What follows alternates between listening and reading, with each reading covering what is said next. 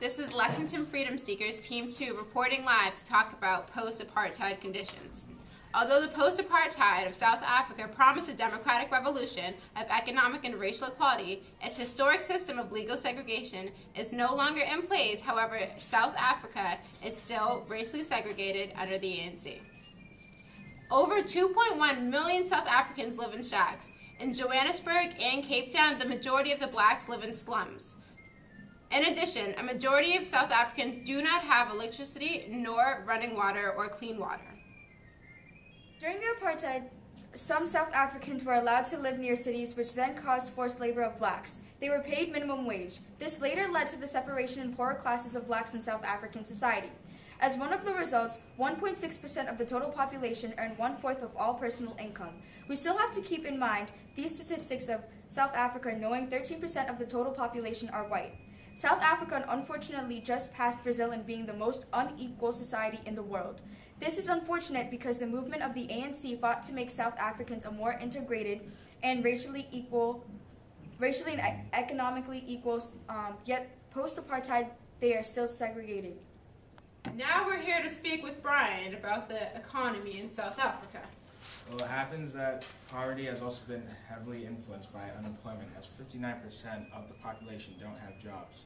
Results of this have been that the life expectancy rate is 52 years among blacks, and about 2/3 of black households don't have enough food. It is evident that blacks are becoming poor as whites are becoming richer. Although it's been decades since the apartheid, South Africa is still not ready to desegregate. 43.5% of South Africans rarely or never speak to the other race. This shows that they're still not ready to integrate, and although they're not legally segregated, they still by choice decide to segregate themselves. Furthermore, 18% of South Africans do not approve in living in another area with other races. This shows that they're still not ready to desegregate, and they by choice decide to segregate themselves from other races that are not like them. The Breaking New Ground Act integrates poor blacks into rich communities with whites.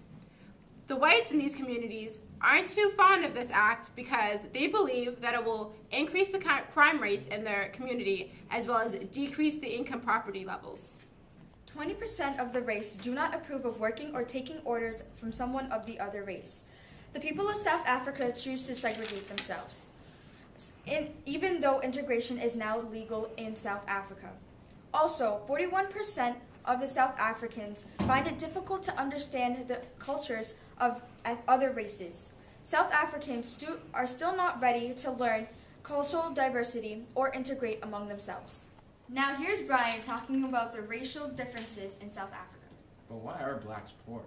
It happens to be that 82% of blacks, 73% of Indians and Asians, and 50% of whites believe that blacks are poor because of apartheid. When you compare children, 60% of black children are living in poverty in comparison to 2% of white children. Although post-apartheid South Africa promised a democratic revolution of economic and racial equality, its historic system of legal segregation is no longer in place. However, South Africa is still racially segregated under the ANC.